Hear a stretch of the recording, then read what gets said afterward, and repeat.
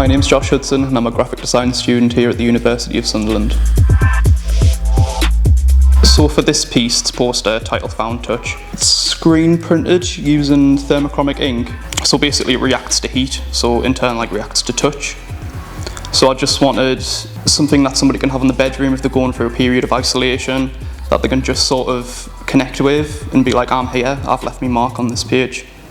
The tutors are like a credit at this university. Like they really care, and they want you to do your best and they want you to be prepared for when you leave, which I think they do a cracking job at. My name's Harry. I study animation and games art at the University of Sunderland. I chose to make a VR game for my final major project.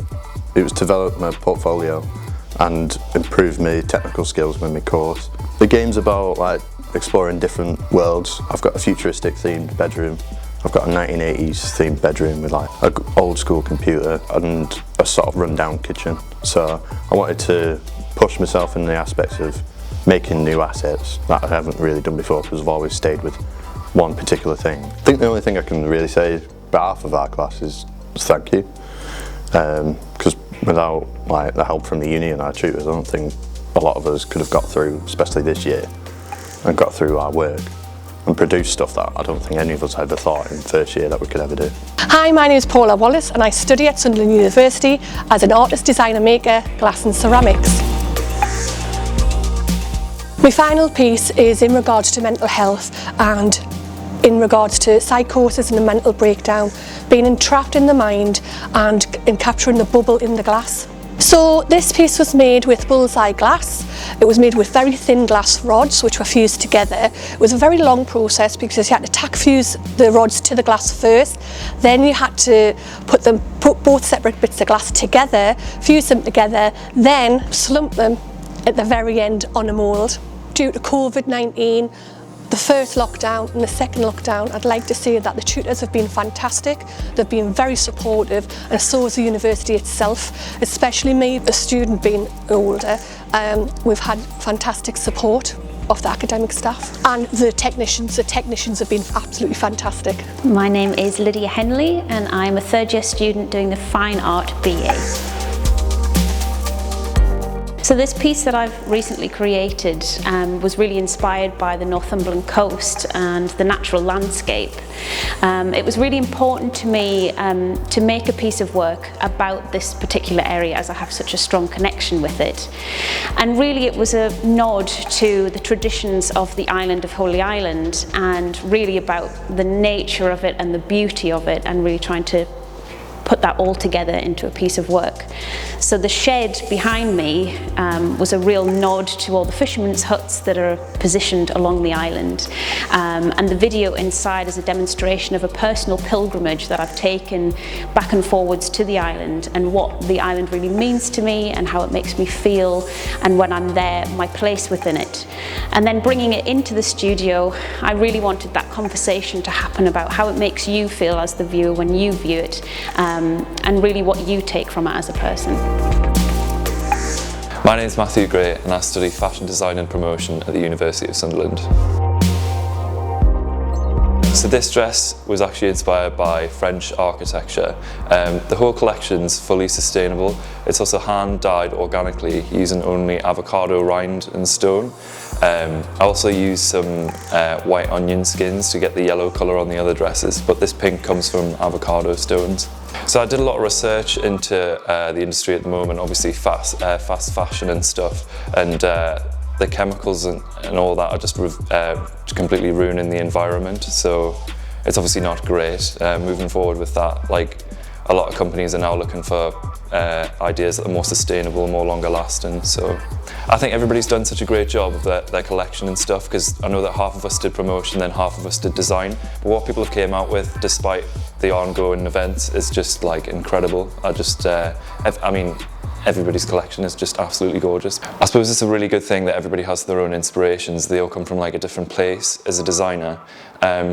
So you end up with these collections that are so different but technically excellent garments. So it's really nice to see.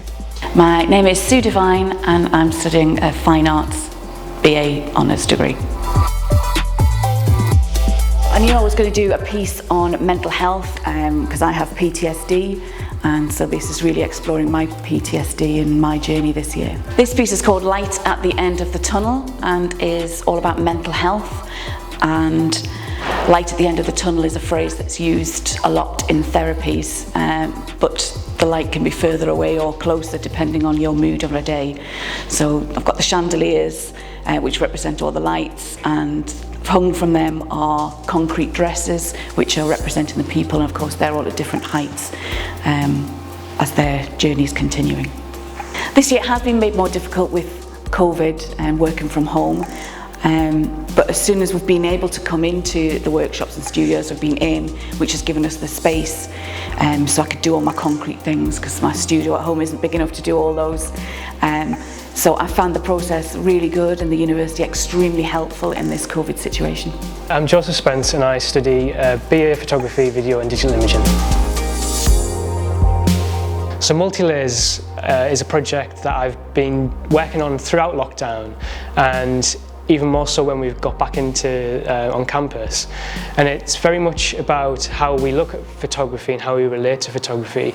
And it's really important to me because in a world full of imagery, we often don't think of these abstract works as photographs. If you look at them, you think, is that a painting? But when you get closer, you'll realise that actually it's a photograph. And that to me is quite interesting. It challenges the conventions of photography, and I think that's really important in a world full of photographs.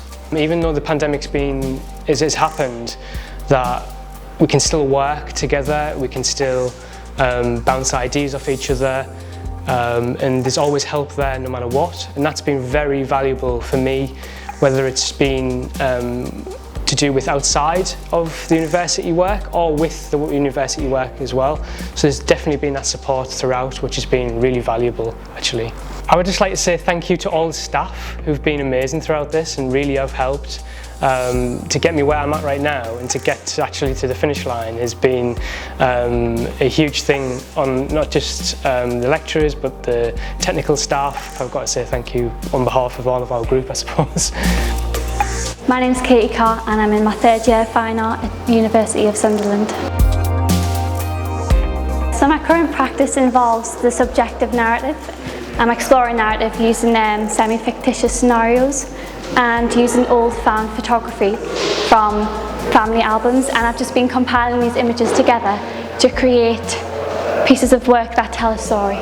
Well, I found my old family photography albums and I was looking through them, and they really inspired me to use them old images to recreate contemporary work. And I'd also been looking at the artist Giotto and his way of presenting a narrative in a linear form has been really influential, and I've just been wanting to create artworks that tell a story and that really help people understand family dynamics and that aren't often explored in artwork. The teaching during the pandemic's been really great actually. It's a different experience from working in the studios. Usually you're together with lots of people and you're all bouncing ideas off each other, and it's been a different experience doing that over the internet, but it's allowed us to create more different ways of working and sharing more work digitally, which has been really helpful, and just exploring different ways of working together. Hello, my name is Theo Volante. I study Foundation Diploma of Art and Design at Sunderland Uni. So my work is based on Filipino culture and folklore, and I wanted to combine both of those together with this idea of folklore creatures having this very mundane background. I wanted to reflect more of how they're relevant to society and our environmental issues today. One of the pieces that I made is based on a documentary called Seaspiracy, and I wanted to reflect how this folklore creature called the Barbaroka, which is the sea monster of Philippines who lives in a swamp, and I wanted to reflect that on the fishing industry. Beforehand I was very passionate about environmental issues, and when I watched Seaspiracy, it sort of had an emotional almost impact on me, and that's what motivated me to make the piece and surround my ideas based on that, and also reflecting the culture of Filipino and the processes of making through that. I'm Robin Corporal and I do illustration design. My final major project is to do the major arcana of a tarot deck based on endangered animals, looking at the reasons for why they're endangered and how we can link their folklore and mythology to the different meanings of the tarot card. And the plan is to eventually have a full set, but for now I'm doing just the major arcana. I've always really loved tarot cards, and we collect them as a family, so I've kind of always had them around me. And animals have always been a big passion. I've been vegetarian for a long time, I've been vegan for a few years now, so it kind of made sense to bring that into it. And one of my favourite things to do is Gothic illustration, which I don't get the opportunity to do as often because it's a bit of a niche market, so it was fun to work on that and bring it in and do something I enjoy for a while. The support over the pandemic's been brilliant. They've done their best to make sure we can come in when we can and giving us all the help that we can online. While it's been a shame not to come in, it's still been really fun and we've still learned a lot. I think in general, just thank you to all of the staff, including the lecturers and the support staff. We couldn't have done it without the help that we've had, especially given the such situation. We've been in the pandemic since the middle of our second year, so it's been a bit of a weird university experience, but the staff have helped us so much, especially Julia and Nick, since they've taken the lead on it, and we've had some newcomers, Chloe and Mark, and they've both been brilliant as well. So they've handled it so well and helped us so much. They're great support, they're lovely people, and I don't think I'd have made it without them.